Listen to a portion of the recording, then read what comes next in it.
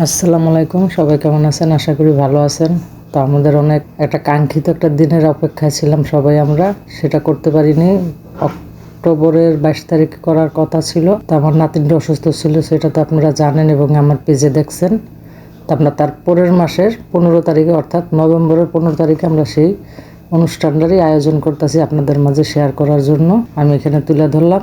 তো এখানে আমার ছোট ছেলে, ছোট মেয়ে এবং আমার এক আত্মীয় হয় ভাগিনা, তো ওরা তিনজনে মিলে উপরে সাজাইতেছে। আর এই ক্যালেন্ডারটা ওর খালামণি, মানে আমার ছোটো মেয়ে নিজ হাতে বানাইছে, মানে বাসায় ওই দেওয়ার জন্য স্টেজে।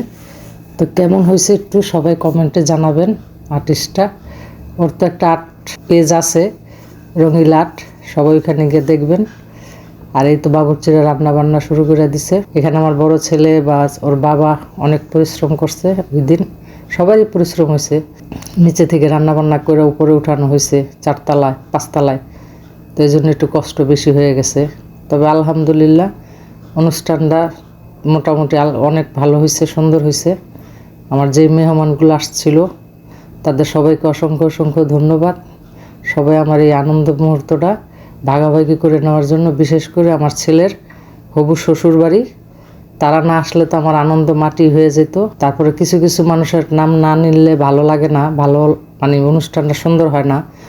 ফারজানা, সোহেল, তাদের কথা বলতেই হয়। তো এখানে আমরা অনেক আনন্দ করছি। আমার নাতিনের 102 ডিগ্রি জ্বর ছিল, ছোট নাতিনের। তারপর আমরা আলহামদুলিল্লাহ অনেক সবাই মিলে একসাথে অনেক আনন্দ এনজয় করছি, মজা করছি।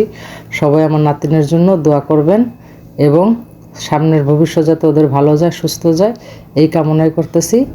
আর ওরা কি কি গিফট পাইছে সেটা আমার পেজে অলরেডি দেওয়া হয়ে গেছে, সবাই আমার পেজে যেয়ে দেখবেন ওরা কি গিফট পেলো।